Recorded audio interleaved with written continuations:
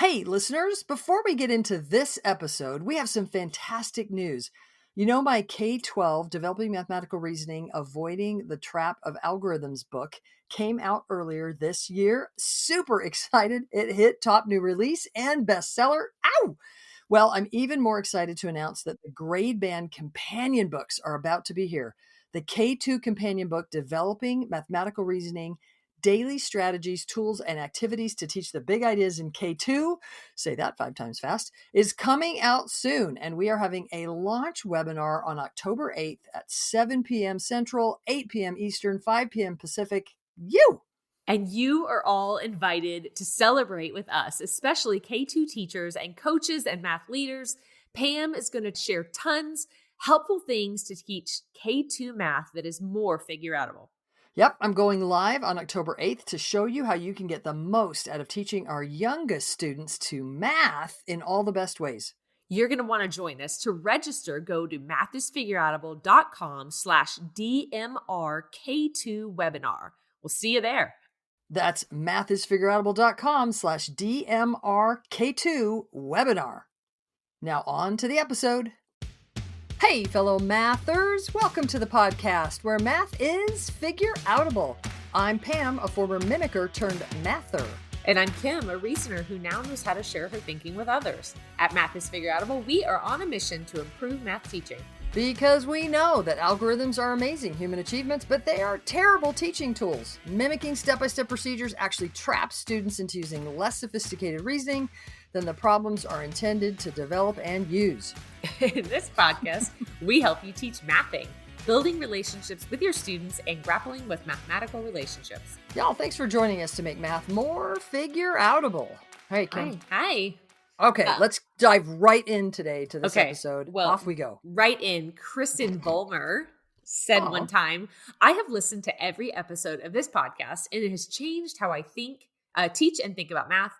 I've learned so much about teaching math and doing math that I didn't know before this podcast. I tell everyone I know, other teachers, friends with kids in elementary school, my husband, anyone who will listen about what I learn on here. I love doing the math. I can do math so much better than I could before listening to this podcast. And I've been a middle school math teacher for almost 20 years. Whoop, whoop. I was definitely a memorizer, and I'm loving actually learning the why and the flexible thinking that I should have learned all along. I have 2 small kids, and I'm excited for them to get older so I can do this work with them. Keep it up, Pam and Kim. Oh, that is so sweet. I know. And small kids. That's the best. I love it. Love. Yeah, Okay. I'm already having fun with my 1.5-year-old grandsons. So much fun. Somebody said the other day, you count when you everything. And I was like, I know, because it's fun. Like we go upstairs, we count the stairs, and we count their fingers, and we count the peas on their plate, and like whatever. It's Yeah. all the things. Yeah, it's so fun. All right, cool. Yep. So Kim, in Kristen's little thing here, compliment and thank you, Kristen. Review. Review. Thank you. She said, I can do math so much better than I could. I was a memorizer. I'm loving learning the math and the flexible thinking. So I want to just mention, sometimes people will say, yeah, you're more flexible now because you memorized all that stuff when you were little. And so now you're building on that. And that's why you're mathing the way you are now. I know. Oh, yep. No. Okay. And so I want to prove that wrong a little bit today. Okay. You're going to love this. So this is a little bit of a surprise for Kim. Now I'm nervous. So, what are you doing? Kim, She said, get a review. We're going to just do get the a other review stuff. and we're going to go. We're going to dive. Okay. So Kim, you have told me in the past of things that you would do before you were, the way you were thinking about math when you were younger, that nobody taught you, right? You weren't basing it on a bunch of memorized stuff. Right. So I just want to ask you, what are some ways that you would think about things that the rest of us could go, that's a thing? In other words, it has been very impactful for me to listen to you just talk about your life and what you think about when you are lifing. And I go, one of the things that I said was, you actually have to own some relationships in order to do what you're doing. And that spurred me on. It was a motivation to me to go, I want to do that. I want my brain to think that way. I want to be Kim when I grow up. And so, so today we're just going to play a little bit. So Kim, you're running. Ready? Go run. You've been running a lot with your youngest Oh because he's yeah. in He's cross in cross country, country. right? Uh-huh. Uh-huh. Okay, so you're running, and as you're running down the road, you see the address 1400 blah blah street. I don't care what the street is. Would you do anything with that number as you're running? Is Would you there even? is there just It's 1400? it's like the house number on the. Okay, but not 14 and something. It's Like it's literally. 1400. That's what I saw. Oh Would you yes. would you skip that one? Would you play with it? Would you? It's okay if you No, say I you mean, skip it. I can see there's. listen, it part of it depends on how close the houses are together, to be honest with you. Because if I have time to mess, like if I'm like there's lots of space, then I'm probably thinking about the number. So it's kind of like when you're in your Cap to Coast run where there's nothing. There's like nothing. And you run across something that's 1400, you're going to play with it because there's like nothing else. So happy to have a number. so okay, happy. So pretend that's where you are and you saw 1400. What might you got anything? So I think for sure I'm always going to double a number or half a number or think about factors of the number or like how far away is it to 1500 or how far away is it to 2000. 1400 is kind of a boring number, to be honest with you, because there's it's fine, but it's a multiple of 7. That's kind of nice. Yeah. Okay. All right. Should I give you another one? Sure. Okay. So, I was just at a relative's house. I'm not going to tell you who, because I wouldn't want someone to actually go find these people. But the house number struck me because I was like, wow, it's 11349.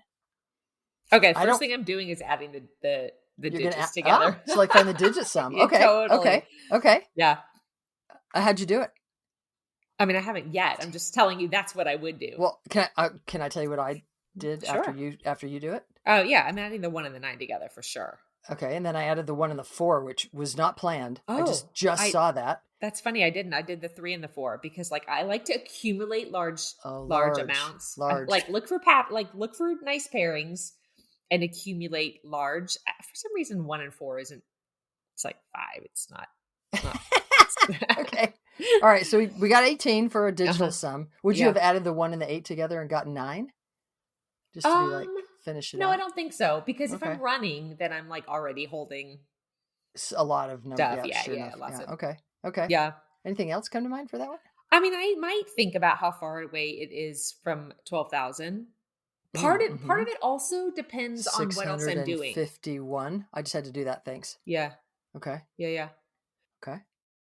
Sometimes I'll look for what is the next house and find the difference between like the first house and the next house, especially if there's a lot of space between houses. They don't always go like the next odd number. Yeah. So when I'm running, I might look for like on this street, do they go like every odd on this side and every even on this side? And in older neighborhoods, especially, that doesn't seem to be. Okay, this is totally, you just put me in a situation I've been in a lot lately where the hotel room numbers don't make any sense. Yeah. I'm like, okay, there's 147. So the next room should be 148. No. Yep. It's across the hall and down the way. I'm like, what? Who planned Are you staying this? in fancy hotels? I mean, sometimes. When I'm on the 13th floor and you have to put your card in to get up to the 13th floor, that means you're in a dangerous city is really what that is. That's not good. Yeah. Have we talked about other things that I think about with running? I know you're mentioning the house numbers. The house numbers, and that is a thing. I also look at license plates. When you're running. Okay. So you run where there's cars. Okay. Or like on the houses, like when I go by. Like I'm always trying to keep myself a little busy. And because I know a lot of the songs that I listen to, and so that's not as exciting. I need better playlists. Send me songs, people. Everybody send Kim your favorite playlist. So hey, you know Vanessa Vicaria has her own rock band. Oh yeah, that's true. You should check. I need upbeat stuff. Maybe. Okay, there you go. It's pretty upbeat, the stuff I listen to. I'm sure. She's great. So the other thing that I sometimes think about, did you know that you might do this. Do you? Sorry, Vanessa Vicaria is the author of the Math Therapy. I probably should just. Surely they know her. I threw her name out. Okay, all right, carry on. Okay, sorry, I didn't mean to interrupt. Go ahead. I only run to an even or like a whole number mile. Do you do that when you're doing exercise stuff?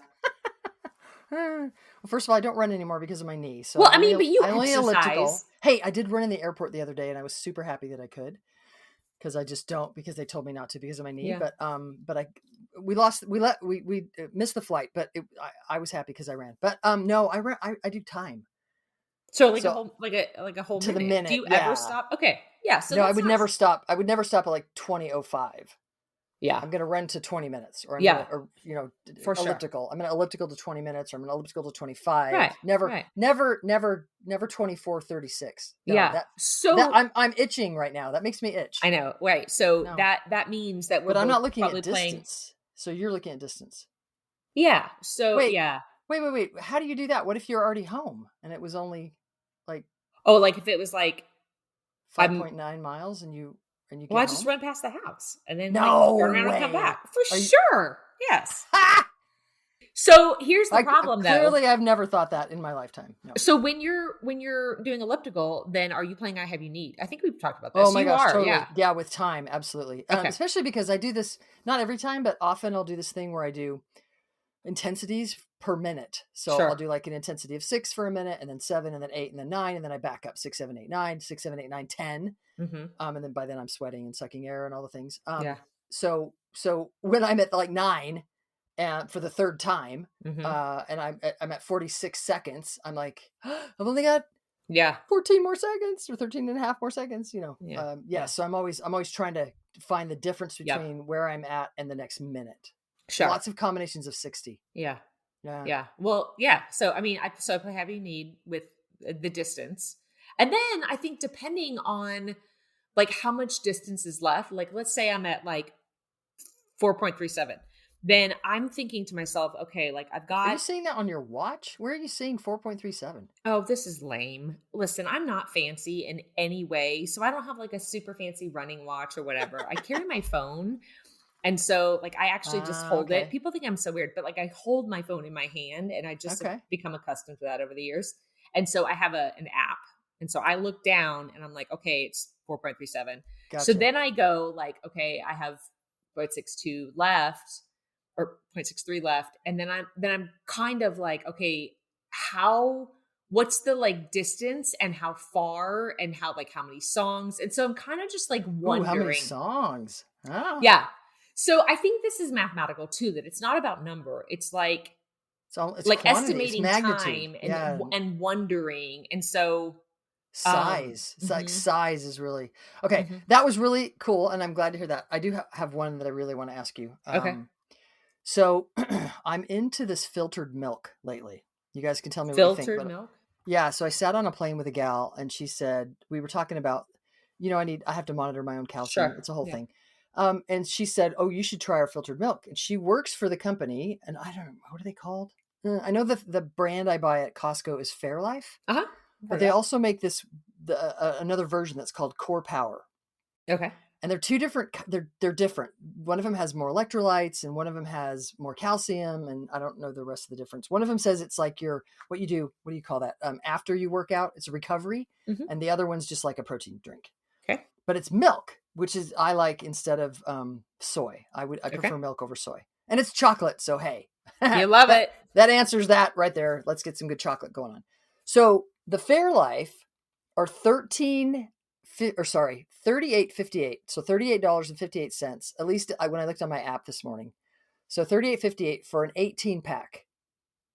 Now that Okay. might okay, and I can get the Core Power for 32.34 for a 10 pack. So I'm just going to tell you that much. If it's did you get those numbers down? 38.58 for an 18 pack, or 32.34 for a 10 pack. Uh-huh. Any gut reactions about which one I should get? What's a better buy?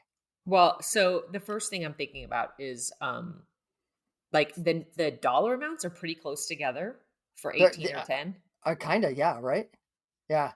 So I think the first thing I think about is like I'm going to call it 40 just Okay. right off the $40. bat. Mhm. Okay. Uh-huh. And like right away, it's a 10 pack for $32. And if I double that, I've got like a 20 pack and it's Yeah. going to be like $60. So Yeah. there's no way that that's close together. You're like, Pam, buy the 18 pack. Duh. Yeah, for sure. Okay. So now let me get it a little bit more exciting. Okay. 18 pack has only 11 and a half ounces in it. Ooh, fun. Okay. It's 11 and a half ounces. 11 and a half ounces in the 18 I pack. can't believe I just said fun. Because you mean it. 10 pack has 14 ounces. So the 10 pack are 14 bigger. ounces. Oh. So we just clearly said the 10 pack was not as good of a deal, except Okay. they're bigger. Yeah. Uh-huh. So it's like 140 ounces in the 10 pack. and like Okay. a Okay. hundred. So I'm calling that 180, 198. I don't know about the half. I'm not going to worry about that quite yet. I'm Okay. calling that like 198 ounces For the about for the eight. $40. Okay. Yeah. I'm not writing stuff down. I should have Um. 140 ounces for Yeah. $32. Mm-hmm. And then what'd you get for the 38 or almost $40? It's like it's close to 198. It's not exact. Do I need to make it exact? No, I don't. I mean, not if it's Yeah. clearly one way or the other with what you see here. Do you Yeah. got anything? So 140 ounces for 32 or 198 ounces for For 40, 38? yeah, or almost 39. Yeah, yeah. Yeah. So It's it's like, close, right? yeah, it's closer. It's like you have to think a little bit more. Oh, well, wait. That sounds like you to me, I don't have a choice. I don't have a clear winner yet. Do you have a clear winner? No, no, no. Oh, No, I'm okay. saying think a little bit more. So I'm Yeah. going to call it 58 ounces more for like Hmm. $6. Oh, that's interesting. Okay. Now maybe don't round off the 40 then. Make it be the 38 or 39 even. Cuz now it's $7, right? Like cuz you were rounding to 40, but now Oh, yeah. if you're just doing the difference, Yeah. that's just 7. Yeah. So Mhm. now it's what was it? 58 ounces for $7. How's that help? I mean, I kind of liked it, but now I'm not sure how it helps. Why are you telling me $7? Cuz that's the difference between the $39 and the Oh, $32. so the $39 is 198 ounces Uh-huh. and the $32 is 140 ounces. Yeah. So I get, oh, I see, 58 ounces for $7. Yeah. I don't think I was going to compare that way. Oh, okay. Sorry. That's okay. That's where I thought you were going, and I liked it till I went, how does that help? So I think at this point, we were talking about like, what kind of play do I do? And Yeah. honestly, I got to be honest with you. At that point, I go, I want to play with something new. Like, to be Okay. perfectly honest with you, Yeah, like yeah, yeah. I Yeah. like I could, but I think the act of playing in that way, I find engaging until I just don't anymore. Sure. And I think that's okay. Mhm. Do you want to keep playing with this one? Well, I'm going to maybe make this point. I feel like in our last episode we talked about word problems. So at this point, we've got some numbers, Mhm. and I like the fact that we are now at 39 or maybe even 38.50. At this point, Mhm. I wouldn't need to round off. Mhm. So 38.50 for 198 ounces and $32 for 140 ounces. At this point, I have a feel that I could use technology and I could find the price per Yeah. ounce and then I could Yeah. be done. So if I'm walking through Costco, I might not, or I might just pull out my phone. And at this point, I might just do a little division to Yeah. go, well, then how much is it per ounce? Yeah. And I would just divide the, it's money per ounce. So I would Yeah. divide the money by the ounces.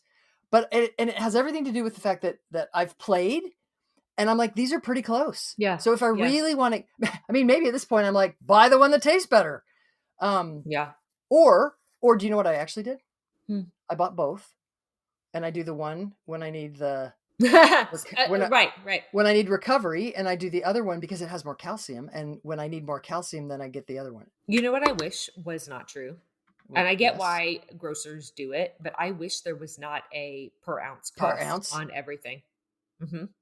Because I think it's those little things that we do that keep people from playing. So, listeners, if you're in the Mm, store and if it's something that you want to keep doing to work on your reasoning, don't look at the cost per ounce. uh, What other kind of play?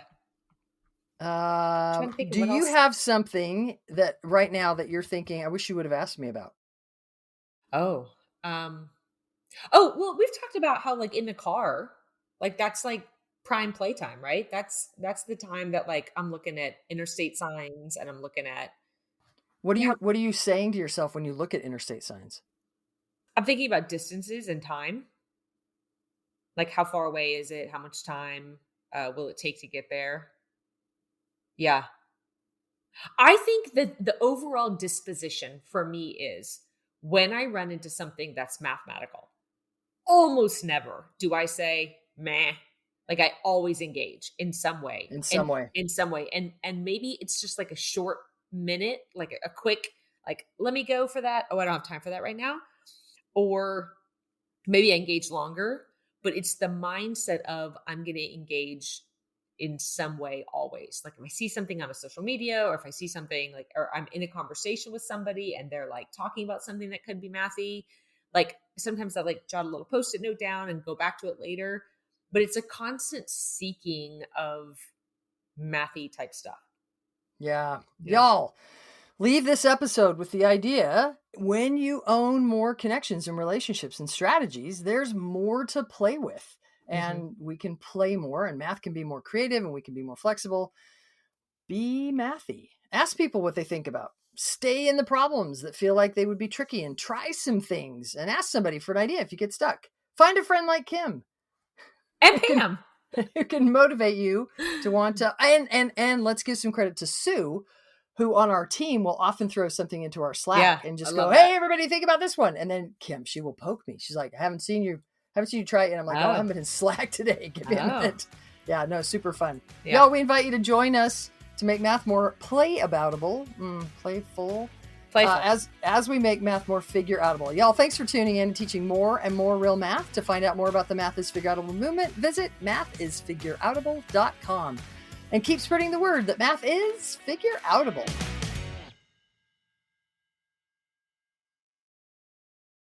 Don't forget, go to mathisfigureoutable.com/DMRK2 webinar. Can't believe we gave you a link that long, to register for the free Developing Mathematical Reasoning Daily Strategies, Tools, and Activities to Teach the Big Ideas in K2 book launch webinar taking place on October 8th. That's mathisfigureoutable.com/DMRK2 webinar. We will see you there.